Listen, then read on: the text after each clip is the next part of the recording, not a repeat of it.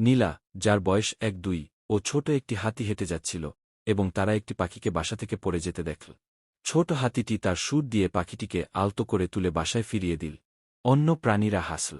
পরে নীলা ভুল করে কাদায় পড়ে গেল এবং কাদায় আটকে গেল। পাখিটি চিৎকার করে সাহায্য ডাকল এবং সবাই মিলে নীলাকে টেনে তুল।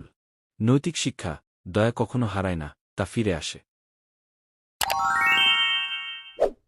একটা শান্ত গ্রামে, যেখানে সবুজ মাঠ আর নদী বইছে, সেখানে একটা পুরনো বটগাছ দাঁড়িয়েছিল। শিশুরা এর ছায়ে খেলে, বৃদ্ধরা বিশ্রাম নেয়, আর পথিকেরা এর গোড়ায় পানীয় জল খুঁজে পায়।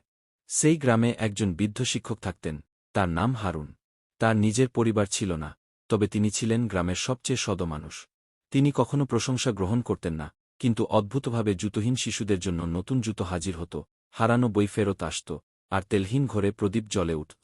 প্রতিটি শুক্রবার ভোরে হারুন একটা ব্যাগ নিয়ে বটগাছের গোড়ায় কিছু রেখে যেতেন: খাবারের প্যাকেট, উৎসাহমূলক বার্তা, এমনকি কয়েকটি মুদ্রাও। একদিন ইমরান নামে এক কিশোর দূর থেকে হারুনের কাজ দেখল। সে গিয়ে বোচাটি খুঁজে পেল। ভিতরে ছিল রান্না করা খাবার আর একটা চিরকুট: তোমাকে ভুলে যাইনি।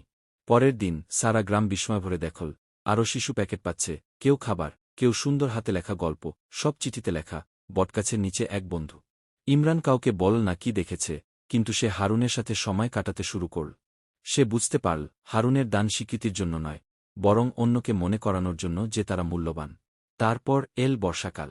নদী উপচে পড়ল, ঘর ভেসে গেল, খাবার নষ্ট হল। হারুনও অসুস্থ হয়ে পড়লেন। তিনি বটগাছ যেতে পারলেন না। তখন ইমরান গেল। সে নিজ পরিবারের খাবার নিয়ে প্যাকেট বানিয়ে রাখল। হারুনের মতো করে চিঠি লিখল। একটি বাতিও রেখে দিল। এরপর আরও লোকজন যোগ দিল। বটগাছ আর একমাত্র উৎস নয়, এটা হয়ে গেল হৃদের বনে পরিণত।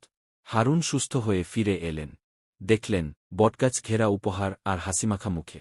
একটি মেয়ে তাকে একটি চিঠি দিল, যিনি আমাদের পথ দেখালেন। হারুন হাসলেন, স্বীকৃতির জন্য নয়, বরং বটগাছটি এখন একটি দয়ার বন। Let me know if you'd like this story in script form, or want help visualizing it for a video or illustrated book.